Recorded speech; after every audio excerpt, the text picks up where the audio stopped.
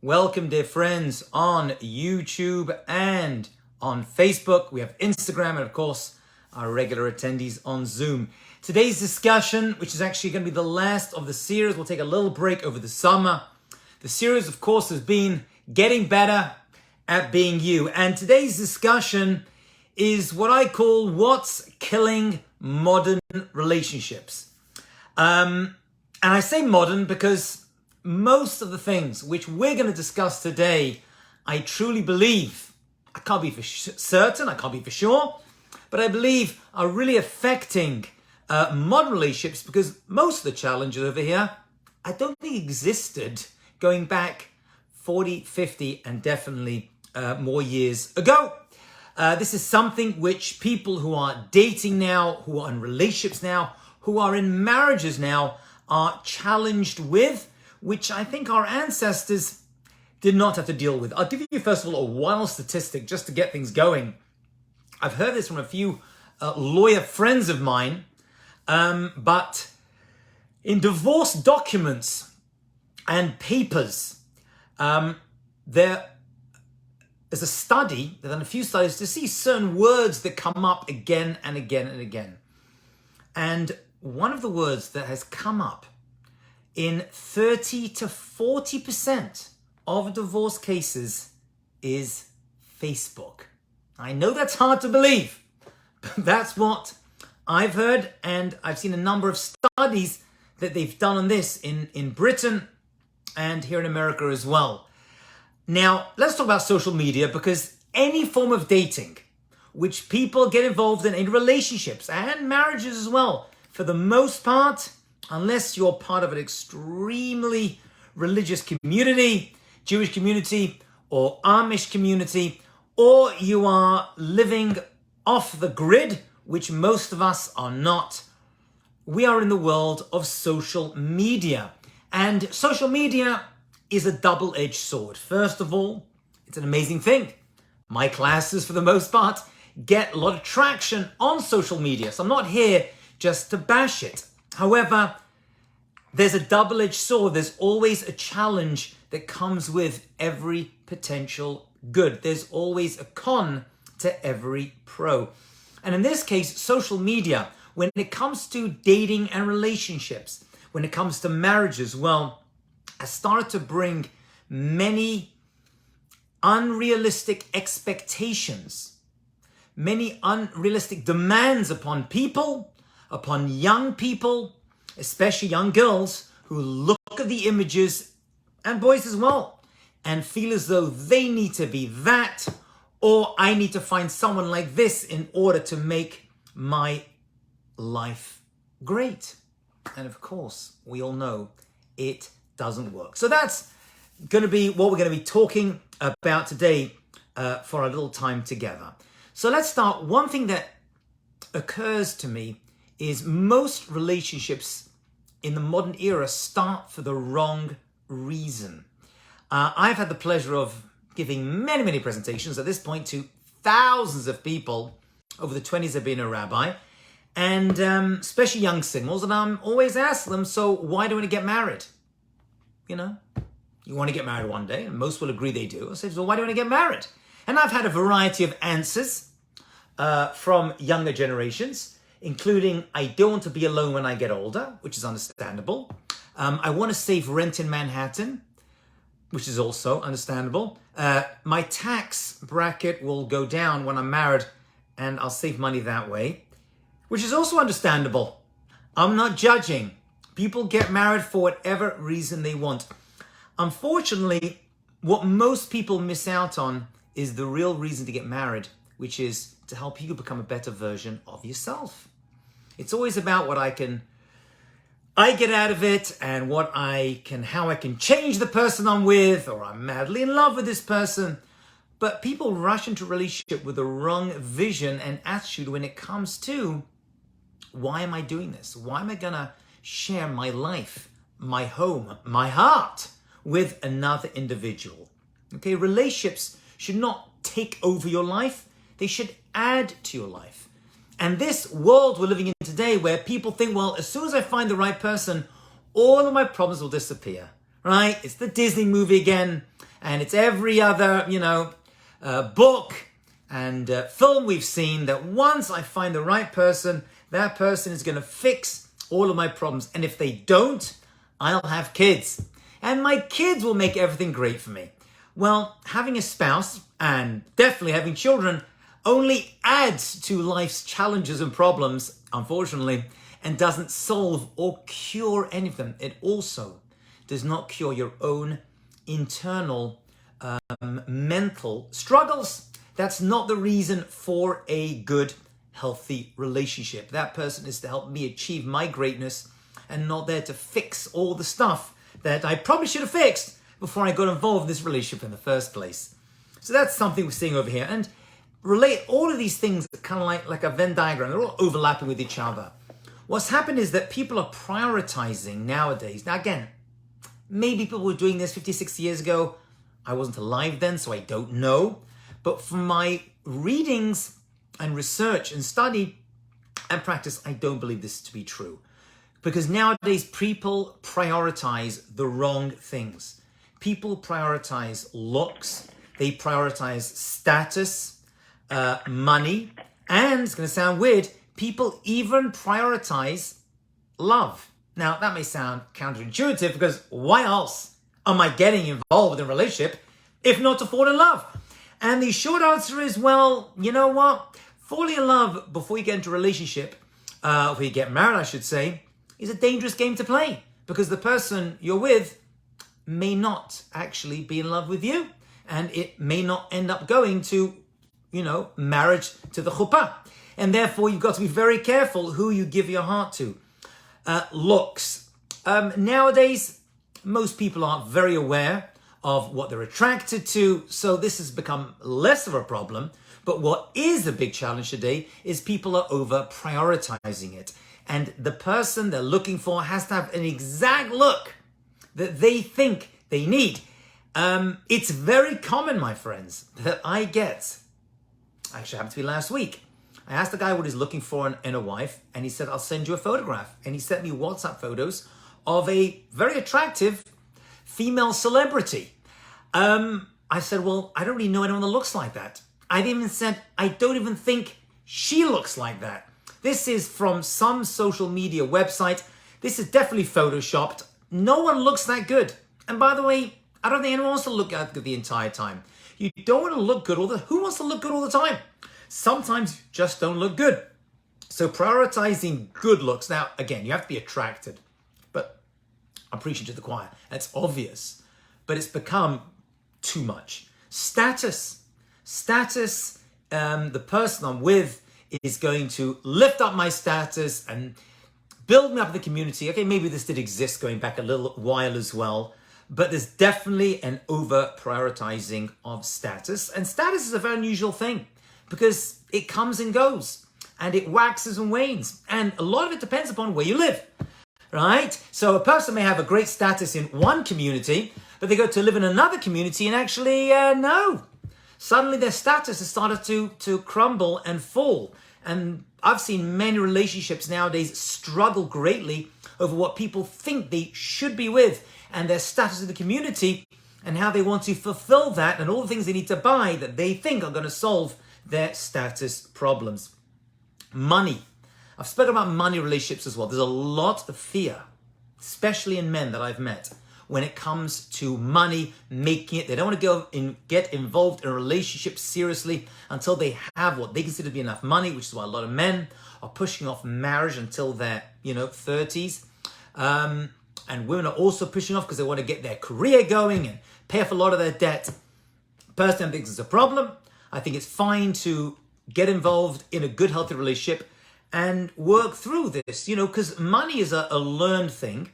A lot of it comes from, how we treated money as children. Again, there's a lot of fear that comes with it. A lot of it comes from, insecurities when it comes to it. And money and status are two sides of the same coin. So this overemphasis on money, am I going to have enough? Is she going to have it? If he's going to have enough, it's getting too much.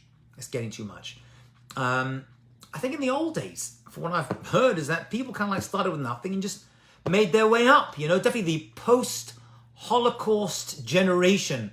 You meet these guys These men and women who came here losing family and friends and came to America or Britain or wherever it was with just a shirt on the back and became multimillionaires, you know. We truly believe as Jews that God will bless us in the right way, at the right time, with what we need, not always what we want. And there needs to be a little bit of understanding that, you know, the Hebrew word for money is zuzim. Zuzim is a classic term for money. And the reason is, the rabbis say, because zaz mimakom lamakom. Money moves from place to place. Yeah. I know people who married into wealth, great wealth. Well, just because you marry into a wealthy family, that doesn't mean you're going to get it. We'll leave that aside. People think, yeah, if I marry a guy from a rich family, or she's a rich family, her rich family, who says you're going to get it? And who says that it's always going to be there? Every family goes through some kind of financial challenge at some point. And if your entire relationship is based upon that, which I think is a modern problem. I think in the old days, well, people just wanted to survive, you know? They did marry for honor and they did marry for money, but there was an understanding that, hey, it may always be there. And therefore prioritizing that. And many people push off marriage for a long time, wait until they think they've reached the right status, honor, and money. And the truth is, my friends, you're making a mistake. I truly believe that God blesses us based upon our relationships. And God can give married people as much money as single people, you know? So that's a great shame.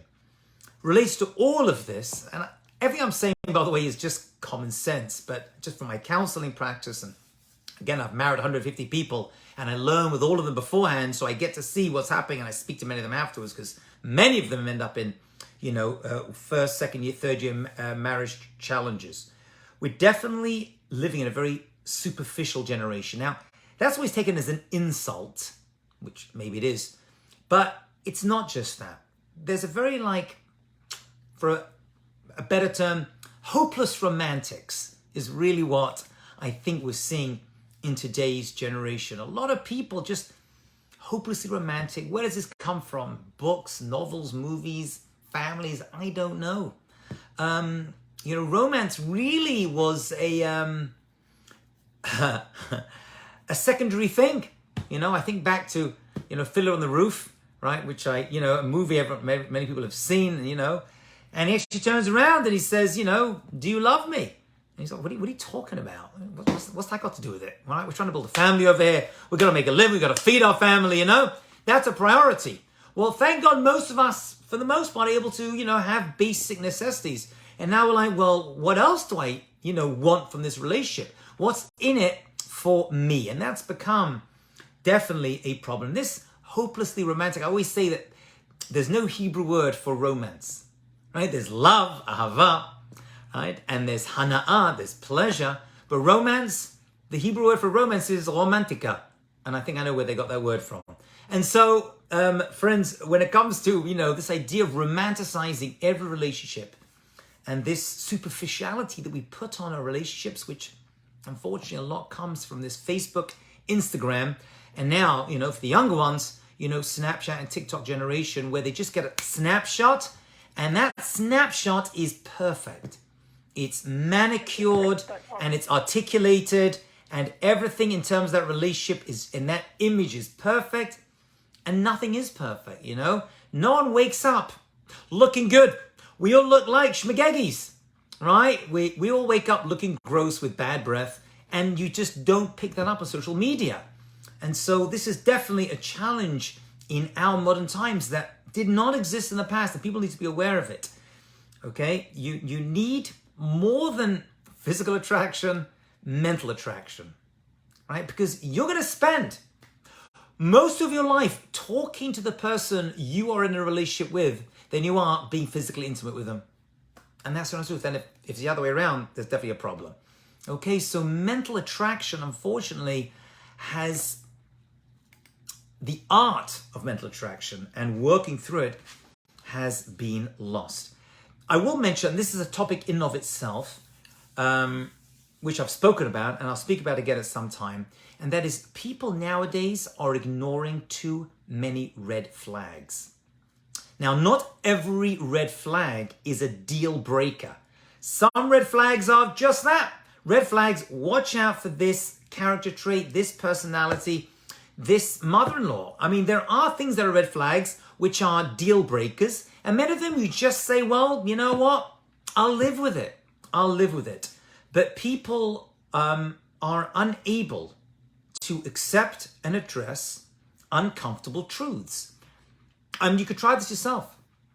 I don't know if anyone's watching has been married, divorced, or been in a broken relationship, but I have found that the people that I've been involved in who are divorced, pretty much all of them always tell me, I saw problems while we were dating, you know? And if not, we were dating very early in the marriage, but I ignored them because I didn't want to rock the boat and I didn't want to feel any, and I didn't want to break up because it's just too much and starting to date again. So I just kind of ignored them. Again, some things are ignorable and can be pushed aside and lived with. You need a professional counselor or therapist to help you figure that out. But unfortunately, a lot of things need to be understood as being red flags, which are deal breakers, and better to fix that. Unfortunately, we just, again, this hopeless romantic side of us want to just throw ourselves into the relationship and just become part of it. And everything is going to be great if we just do what we need to do. And unfortunately, it doesn't work that way. So this need for perfection, this airbrushed, photoshopped modern world that we all live in, where we just are willing to give our best side. I always say, people invite, guests for a Shabbat, and they see this, lovely family, everyone's dressed well and looks good at the Shabbat table, and everyone's happy. Or maybe you go out to a restaurant with friends and you see your friend's wife, she's happy and she's smiling and dressed well, and your friend's husband, and he looks great as well. There's a danger when it comes to that you think that's what they're like all the time. And people say to their spouses, why can't you be like that? Like, you're not seeing anything. You're seeing a false representation at Shabbat, at some restaurant, somewhere, at a show, right? That's not the real them. You should see them Erev Shabbat, when the whole house is a balagan, right? See them on preparing themselves for the restaurant, where they're shouting, screaming, try to get out on time, I'm waiting for you 20 minutes, where are you, we've got to leave. That's the sign of the relationship. Unfortunately, we have this little snapshot, and that snapshot is exactly that. Just a little peek, a little window, but it's not giving you the full picture. So rather than perfection, and when I say perfection, I mean, people will say to me, I've said this story before, but I once ran a seminar on relationships, and there was a single guy there who answered the following question when I asked, what are you looking for in a spouse, in a wife? And he said, I'm looking for a happy person who's fulfilled. I'm looking for someone who's going to be happy whenever she sees me, never upset and never angry, and always motivating and inspiring me. And I said, you're not looking for a wife, you're looking for a cat. He wasn't so happy with that answer, unfortunately, and maybe understandably. However, rather than perfection, rather than waiting for everything to fit in exactly to the image that you somehow think is going to solve all of your problems and keep you together, you need fulfillment, you need substance, you need realness, you definitely need friendship. And the key word for a modern relationship, you need authenticity. Now, again, I don't think our grandparents needed this. Or maybe they did, they didn't get it, and they stayed married anyway. I don't know.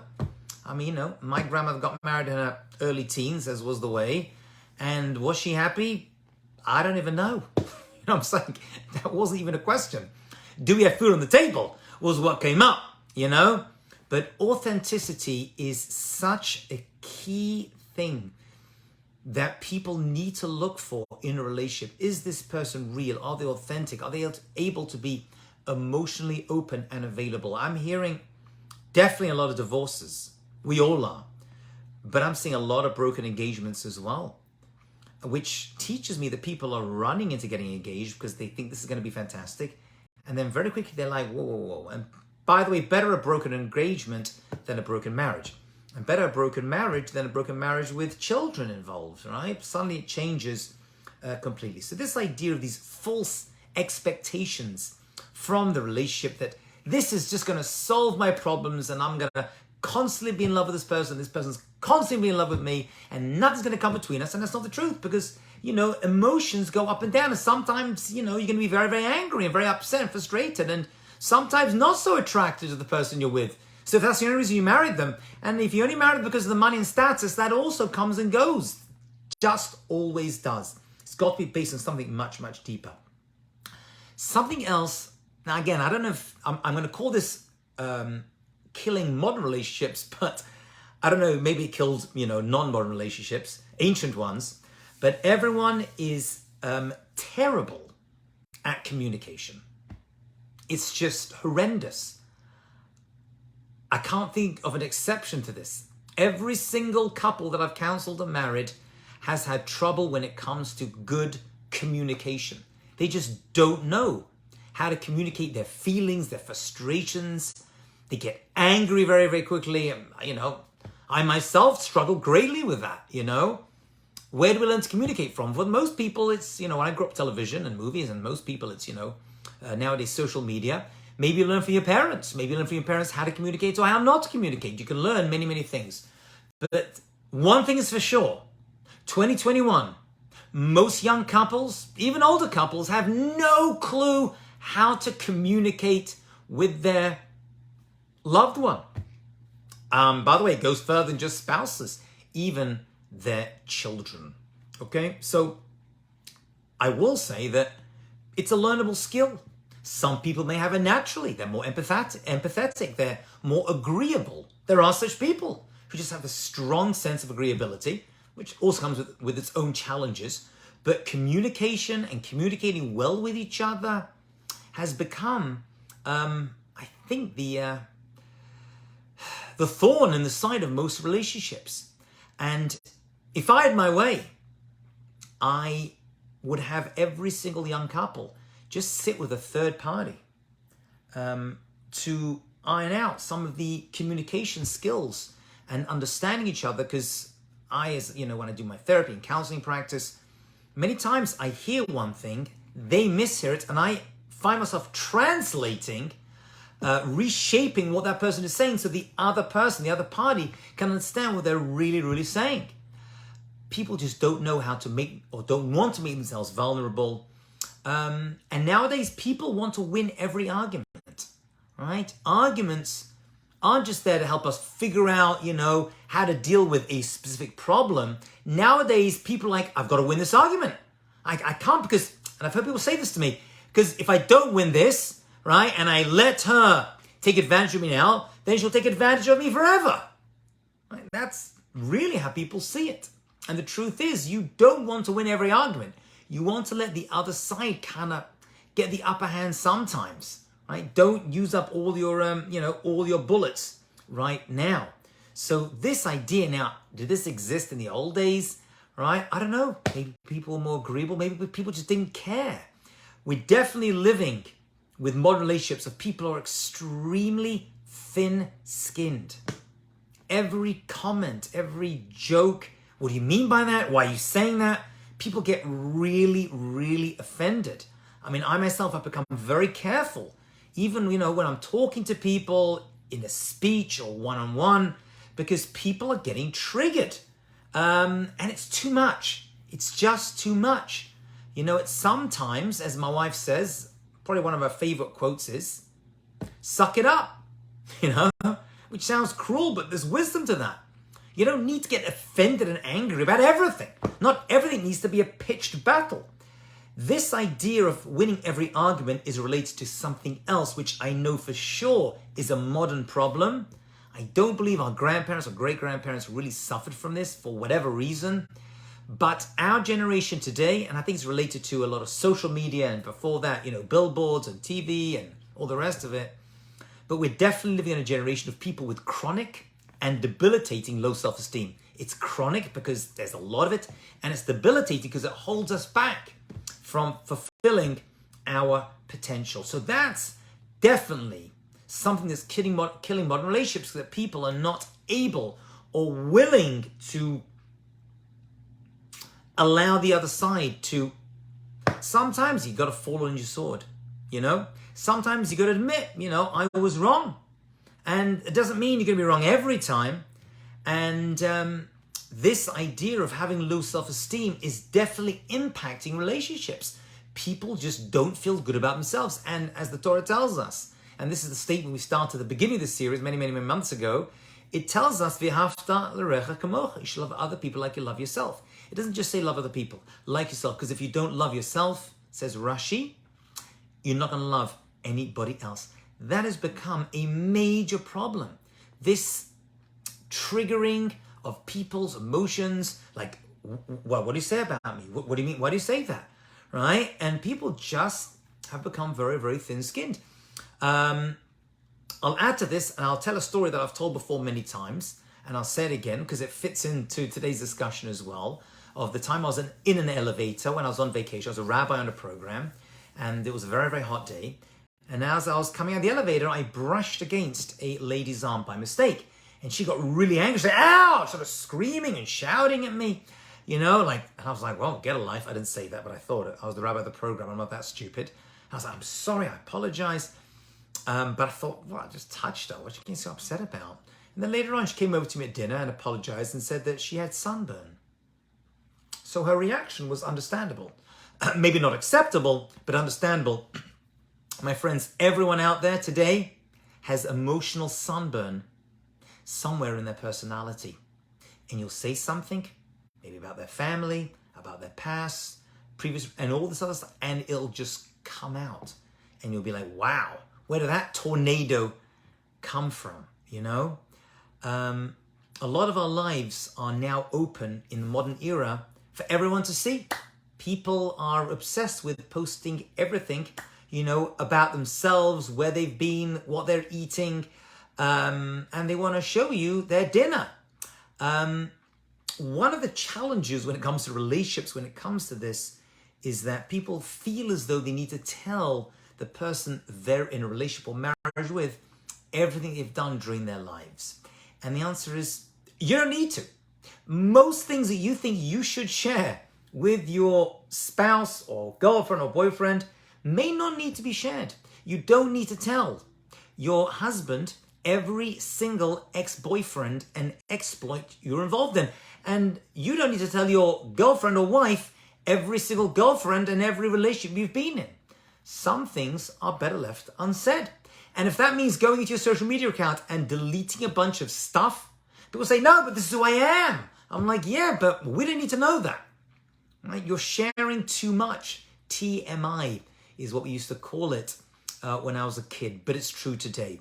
And it's definitely taken away for use of a better word, the mystique that is coming with a relationship, Also today, all the challenges we brought up are true and they're real, but people are using their spouses as their therapists.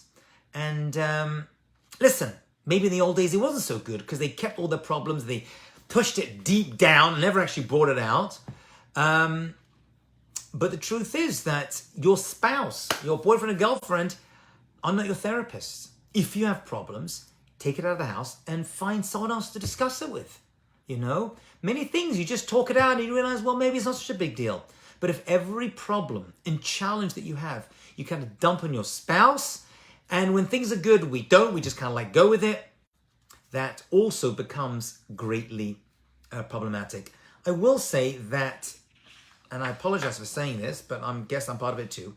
We're living in a very selfish generation, and modern relationships, I know for sure, because I've even seen over the past 20 years, I've seen a shift towards this, have become very selfish. What can I get out of this relationship? You're not making me happy.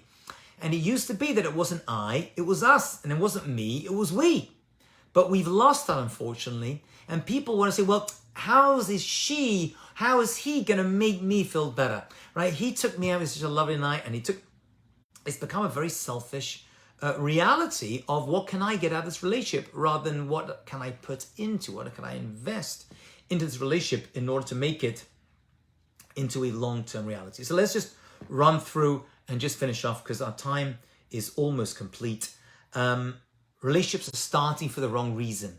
People are really not knowing why they should be in a relationship because, hey, that's what everyone else is doing. But why? Why do I want to get married? Why do I want to have kids? I mean, think about it. Talk about it.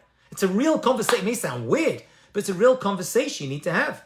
People are prioritizing the wrong things nowadays, right? Looks, status, money, and even love. There's a great superficiality, just hopeless romantics that everything's going to be great and fantastic, and not enough mental attraction. I guess when you meet someone on some dating app, how much can you, mentally get to know them just from that initial meeting?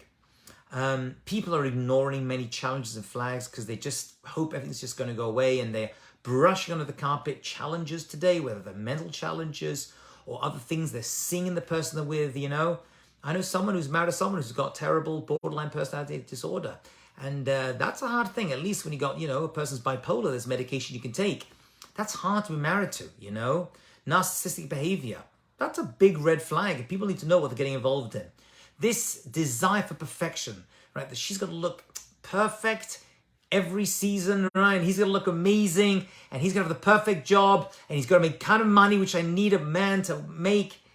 You're just making a tremendous mistake, because no one is going to fulfill every perfected ideal that you have in your mind, wherever you got it from.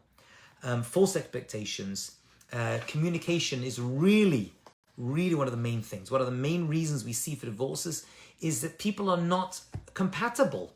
And a lot of that comes from miscommunication, not telling them what you need, not telling them what you want, and not having that kind of symbiosis in the relationship itself. Again, 100 years ago, do people need that? I don't know, they probably just wanted a warm dinner.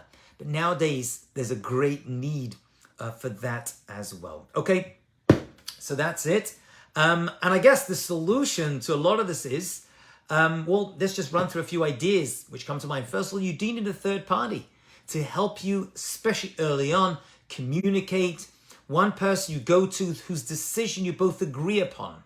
If there's a major issue in your relationship, my wife and I had a certain rabbi we both decided upon, then if there was going to be a major dispute, that person would be the resolving vote, the resolution to this, and we both agree to go and side with that individual. You need that definitely early on in the relationship. The perfection thing, it's easy for me to say, but you don't need to be 100% sure that the person you're with is your soulmate. I know it sounds crazy, right? Everyone wants to be 100% certain. We're willing to go to college without being 100% certain we're going to, graduate. We're willing to start a career, right? Start a job without knowing. But for some reason, when it comes to relationships, I got to know 100%. Listen, it's understandable, but it's counterproductive. Maybe 70% sure could be enough, No one's got everything, right? You don't have to buy into the package. You can create your own package of relationship success. Okay, we'll stop over there. That's 35 minutes. Thank you for joining us. I believe, I'll check, but I think this is our last class on Wednesday, 12 o'clock for the duration of the summer. We'll, God willing, pick this up after the summer.